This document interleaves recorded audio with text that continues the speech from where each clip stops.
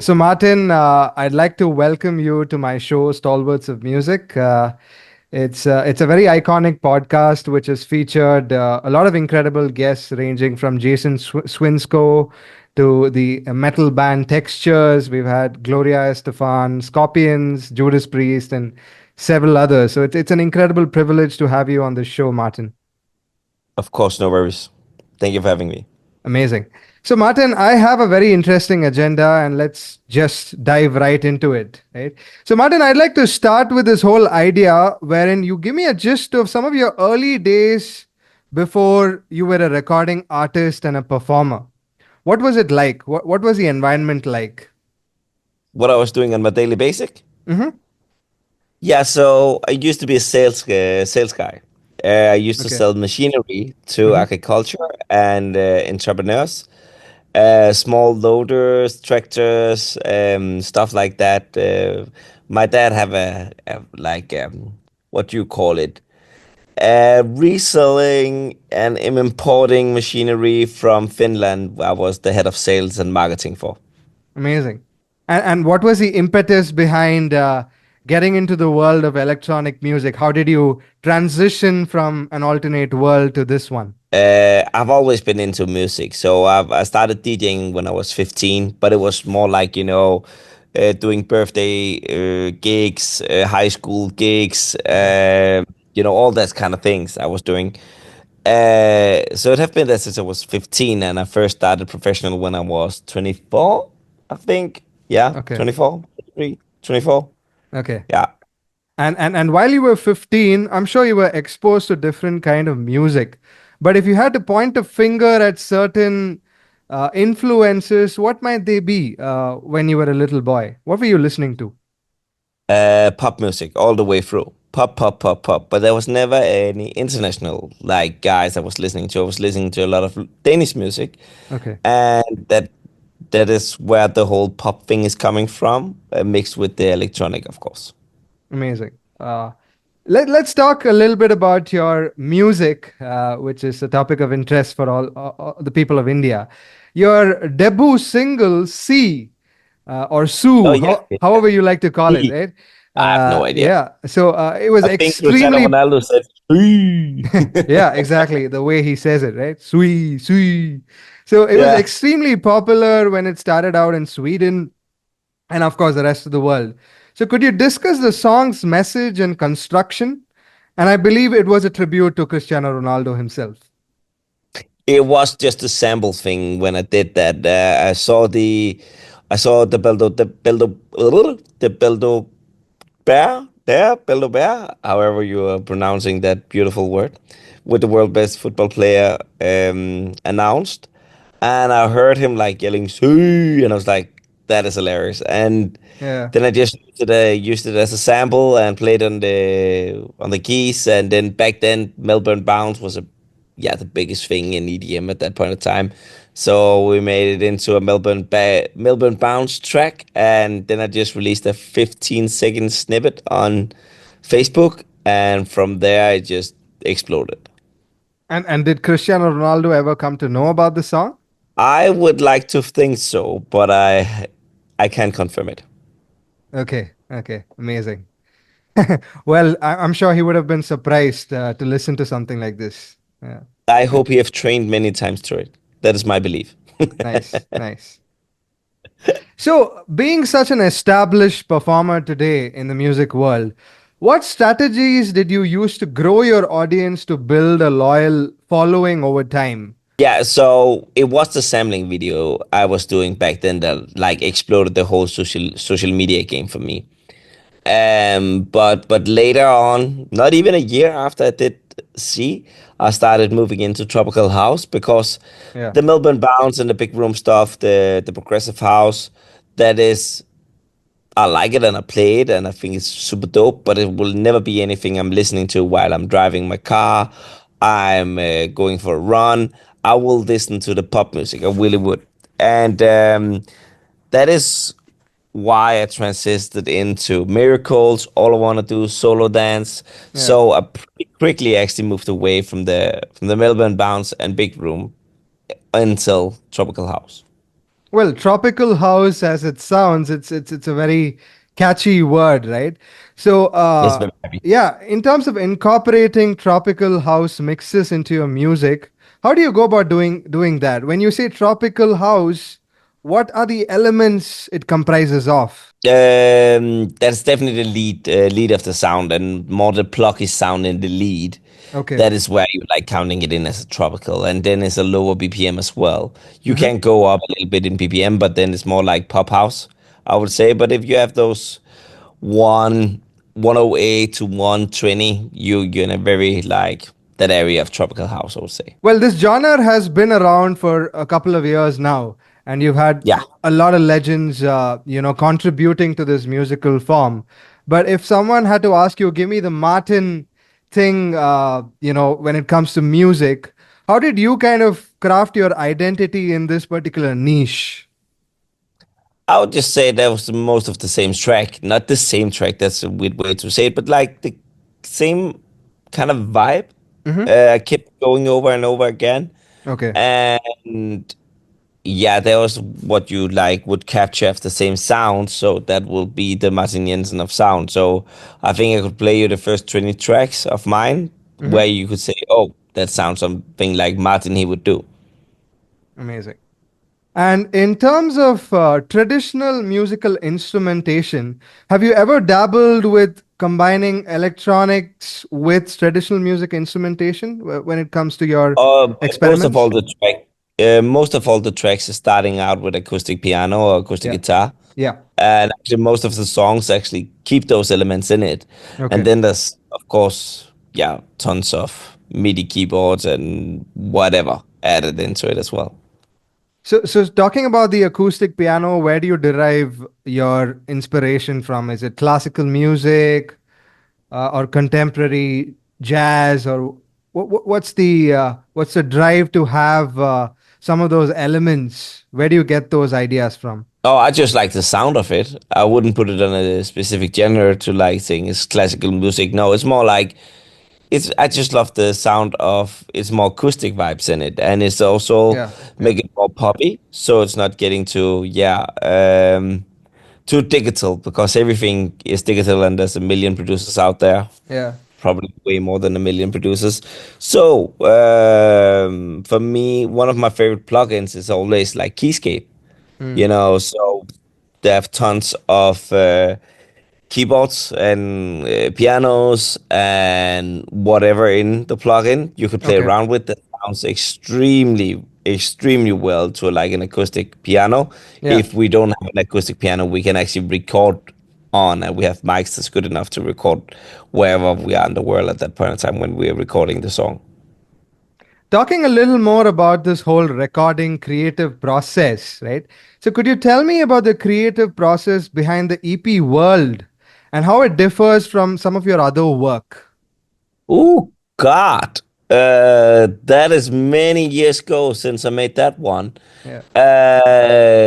That was one of my really good friends and I were sitting in the studio, and we were just sitting and trying every weird kind of things. We did some Mumbaton, I think, and we did some progressive house, Mm-hmm. and then we did some uh I can't even remember that genre, what you would call it, 150M, like more not trap, but I can't remember the genre of the name of the genre. Actually, yesterday I was sitting and Yeah. thinking about what it's called, but I can't remember it. But we just took what feels right, Uh-huh. and I took what I had playing from other artists Okay. in my set, and I want to make tracks of my own. And then I wanted to make some tracks that sounded of the specific areas where I've played around the world. Hmm. So that was why like they came the Rio, what is it called? Octave? I can't remember all the names on it. Pharaoh. There was Pull Up. Pull Up Yeah. was one of the better ones as well. But yeah, there was an interesting period. It's a long time since I actually played some of the slower tracks from that EP. Amazing. And speaking about repertoire and your current, touring schedule, how do you decide on what goes on for this tour versus another tour? How do you decide on what's going to be on the set list? I'm looking at where I'm playing. Mm, So if I'm going to the States, I'm playing these kind of certain of music. If I'm playing in Asia, I'm playing these kind of certain of music. And if Denmark, Germany, I'm also, I'm different in it all the time. So sometimes I'm playing like private events as well. So like weddings and that kind of stuff. And I'm playing a whole nother thing. So yeah. for me, there was actually David Guetta. He said it not long time ago on his another big interview he did, where there's entertainers and the DJs, and when I'm playing as Martin Jensen, Hmm. like big stages, the main stages, the big clubs, I love to like doing the entertaining part Hmm. because that's what people are coming to see and what Yeah. they want like, buy tickets for. But if I'm playing as a wedding Hmm. and I'm playing like I'm also playing some very, very, very billionaire birthdays out there. This is Yeah. super fun though. Yeah. But then I'm playing as a DJ. Mm. Then sometimes I'm playing a full Afro house set. Okay. And normally I would never play a Afro house track in as entertainer as Martin Jensen. So my diversity of music is massive, and I've been DJing since I was 15, and that Yeah. is where I have my biggest like what do you call it? My biggest hand. That is where I'm the strongest. That is in the DJ part where I can always change. I can always do this. Or I can move over to that. And yeah, I would say it's very different from where I'm playing in the world for what I'm playing. Mm. Very interesting you mentioned that. There has been this recent hypothesis on the internet where there is a popular podcaster, I don't want to name him, but he spoke about traditional instrumentalists tending to lose their creative peak after the age of 30, right? Whereas he says that, he took a couple of examples. He quoted the Beatles and a couple of other popular names. And he said that their creative peaks were not as much after they turned 30, right? So, from your own perspective, what are your thoughts on the idea in terms of your own pursuit and in this electronic music world in a general sense? What is it like for most of these amazing set of musicians? Okay, that's okay. I don't really follow him there. I must say because if you're taking oh, I was just having the name of my tongue, Max Martin. Hmm. I wouldn't call him less good now than he was like 10, 20 years ago. Okay. Um, Why do you say that? What backs your evidence look at into? Yeah. look at the track list he's doing. Like he's still doing Mm, number ones in the world. So mm, mm. I think that beats that one. Okay. Um, Otherwise, I also believe it's compared to how hungry you are. Mm, So when Beatles was young and they're like having a record label pushing them, a management pushing them, they had to deliver, because they want yeah. to be the big, want to be the best. Then they get Yeah. older, they get bigger, and like they didn't need the same amount of attention. They didn't need the same amount of money. They was not as hungry. Mm. I believe that could also have a big factor, but I'm not agreeing that the older you are, the less creative you are. Holding on to that particular thought, so I just wanted to know that, setting the mainstream idea of, labels and, commercial success, just speaking about music from an artistic integrity standpoint, right? So, from your own artistic endeavor, how do you look at it? You being uh, you know, under the age of 30 and 30 plus. What are the transitions or what are the evolutions that you have noticed? You feel that your music is far better now compared to what it was? Or you can't, it's very subjective. Yeah, again, I honestly, I couldn't tell because Yeah. I've never had a thought about it. Mm. So it's first when you're mentioning it now. Yeah. So from the top of my head, I wouldn't say my music have been less creative. Yeah. I actually think I've been way more creative since I turned 30. Hmm. I've been writing way more songs, Okay. and I've had way more ideas. Amazing. So yeah, for me, it's very strange. Okay. Okay. That's nice. That's very nice to hear. You've also often mentioned that you want to create music that captures universal feelings, right? Yeah. You look at the world as a whole, right? So how do you approach making music that can touch listeners worldwide while still maintaining your own personal style? How do you keep doing it like back to back, song after song? Yeah, that's the privilege of being a Scandinavian, I think. Okay. Because apparently all music that's come out of Scandinavia Yeah. have been very successfully globally. You Mm. have ABBA, you have Avicii, you have Kygo, you have Swedish House Mafia, you have I get like there's Yeah. so many massive names coming Correct. out Correct. of Scandinavia. I just think there's a certain kind of sound of people in Scandinavia that makes it more interesting for the States, for Germany and Asia as well. Hmm. Yeah, and I'm just yeah, that's just the privilege I think of living here that some part of it's following you. That's lovely. And a lot of Indian fans want to know when are you visiting India? Oh, I would love to go out. I'll go out and ask some of the lovely promoters in India, and I would be on my first flight to India. That'd be great because people out here really want to see you real soon. And Yeah, I really want to come soon. I really want to. yeah, you should. You should. Talking about your upcoming release, I think we're just a week away from it, right? Yes. No Sleep with Summer Rae. So, what would Yeah. you say to listeners about the way you'd like them to experience No Sleep, and what kind of atmosphere or feeling you hope it'll create for them? So the thing for me, like, this is back to good, classically Martin Jensen pop.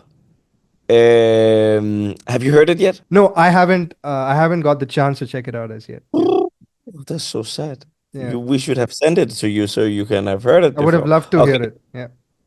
Yeah. So the thing is, it's a split between a bit of country, a bit of folk, and then of course the sound of me, Hmm. happy, um, a little bit chopped, and extremely well written lyrics. So Okay.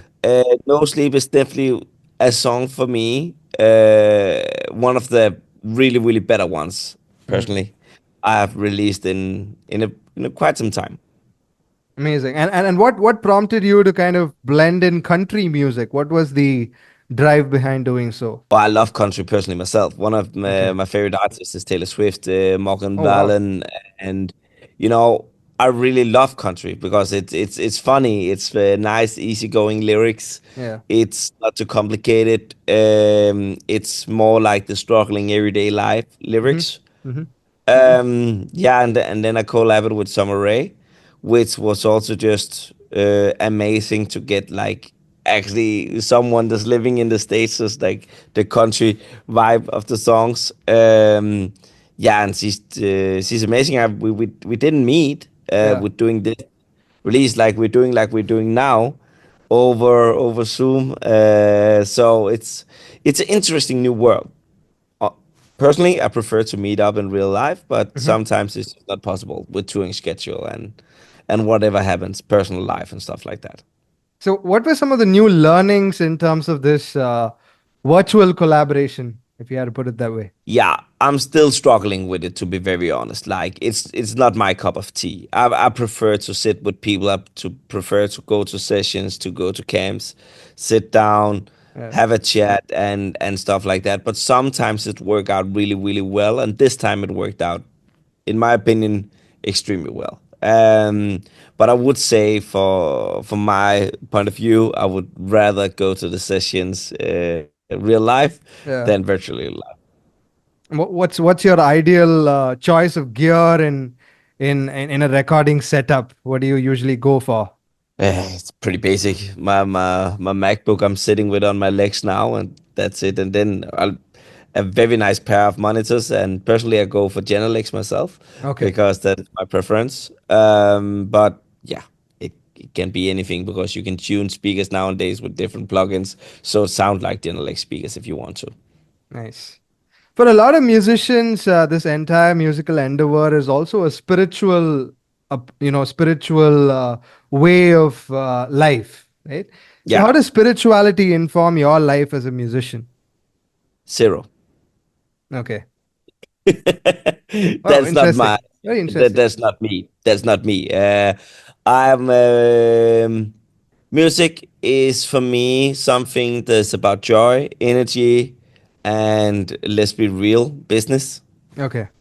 It is because if I'm only making shitty music and nobody want to listen to my music, I cannot continue making music because then I cannot pay my rent. So it's everything between, Hmm. and and that is actually referring back to the thing with the 30 years old that you have making music your whole life now, and if you're a big artist, then you start getting established around plus 30 years. You Yeah. can always be way better stuff, of course, but you start getting certain type of life, and you don't want to hunt every day touring 250 days a year. Hmm. um, but yeah, but spiritual, I don't see any ghosts, I must say. Okay. Okay. Interesting. Very interesting take to it. And in terms of this entire idea, you mentioned this whole idea behind making not so good music, right? Yeah. So if we had to kind of evaluate a particular song, right? So how does Martin Jensen do it? Like, how do you decide on this, this qualifying as a good song in your particular niche? Oh God. Then you have the first record label, then you have the second A&R, then you have the manager, then you have the business manager, then you have the agent, then you have the PR, then you have God, there's so many people. I have so many songs. Honestly, I have so many songs Yeah. on my hard drive. I believe that's a world hit, but Mm-hmm. they will never see the day of life because it's a business and everyone is a part of the business. So, they need to approve that this one will go out. The record labels have to approve it to put money into the Yeah. release. Yeah. So yeah, there's a lot of my music I would say that's absolutely amazing, but other people don't think it's as amazing. And that is very important as me as an artist as well to listen to the people that surround me because as I have assumed yet, no AI or Mm-hmm. no artist or no manager, no record label have ever could tell this is gonna be the next world hit Mm. because there's no recipe on it. So Yeah. Yeah. if there was that, then I could totally go out and say I would now, okay, I'm gonna learn this recipe, and from now on I know exactly what to do when I'm putting out a hit. Yeah. But I don't. That is the only thing about like the spiritual thing about music. It's energy. Does it hit the right time? Does it be pushed by the right people? And how would be present out there? Amazing. Amazing. And are you also, did you also find fascination towards beat making? Beat making? Yeah. Making beats for some I'm of your making tracks. beats. Sorry, Yeah. yeah, sure. Yeah. Yeah. No, I would say for me, it's always been about the lyrics Mm. and then the crafted melodies. So like those like 808 rap beats kind of songs, it's never been me. No. And talking about, your whole idea behind the whole production aspect, what are some of the top five things you keep in mind when you put out a release in terms of the whole production side of things? Keep it simple, as less tracks as possible on the project. Nice. And Yeah. do you like the whole approach of putting out singles, or you like the whole idea of an album or I'm actually EPs? I was supposed to do a EP now, Okay. but single wise on the EP, like the many tracks that are on it, Yeah. became too expensive to do. So now they're coming as singles, but they will be followed up as a EP. Amazing. But I still want to do an album at the minute. Yeah. So hopefully there will be enough singles to do that at one point in time. Yeah, I love to So one funny thing, I was to the Taylor Swift concert when she was playing in Stockholm. Oh I'm wow. a massive Taylor Swift fan. So I love her to death. Like, oh my God, I'm a Swiftie Nice. too hard. Nice. And I were there, And when she was playing, she was not saying, please, let's listen to my next single, Dedicated. This is my single I did together with. She never did that. She was Mm. like, this is 9089. This is Lover.